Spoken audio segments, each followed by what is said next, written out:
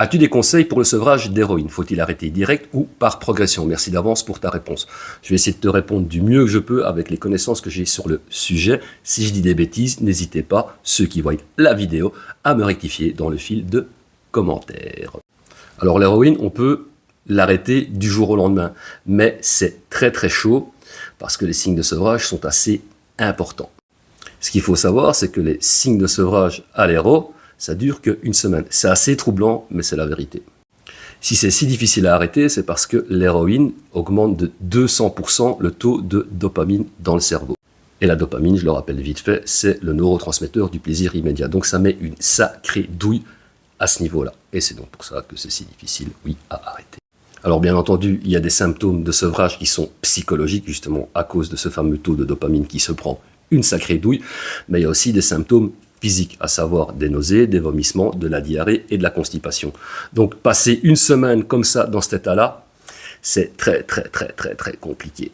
Et c'est donc pour ça qu'il existe un traitement, enfin des traitements de substitution, à savoir le Subutex et la méthadone. Bien sûr, ce genre de traitement est prescrit par un médecin ou un psychiatre.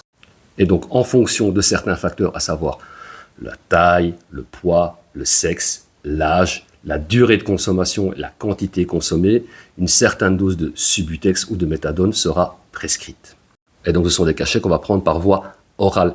Faut pas les écraser et les sniffer, parce qu'il y en a qui font ça, et ça, c'est vraiment pas une très bonne idée. Parce que certes, l'effet va venir direct, mais il va disparaître aussi très rapidement. Et donc quand on commence un traitement comme ça, il y aura une période d'adaptation. Il faudra laisser le temps à l'organisme de s'habituer, voilà, à recevoir un autre produit.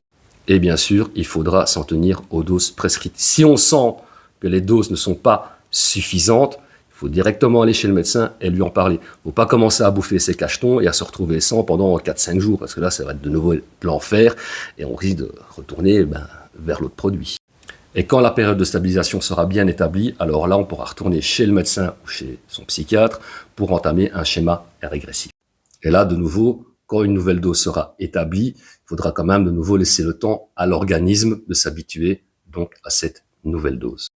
Et en général, lors d'un schéma régressif, au plus on se rapproche de la fin du processus, au plus les paliers seront longs. Je pense que dans ce genre de démarche, une chose importante, c'est de trouver du soutien psychologique.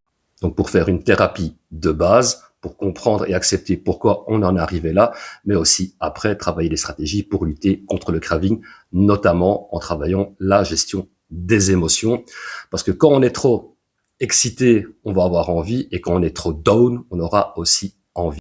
Après, évidemment, chacun fait comme il veut, mais je trouve que dans un tel processus de rétablissement, avoir du soutien, c'est quand même vachement important.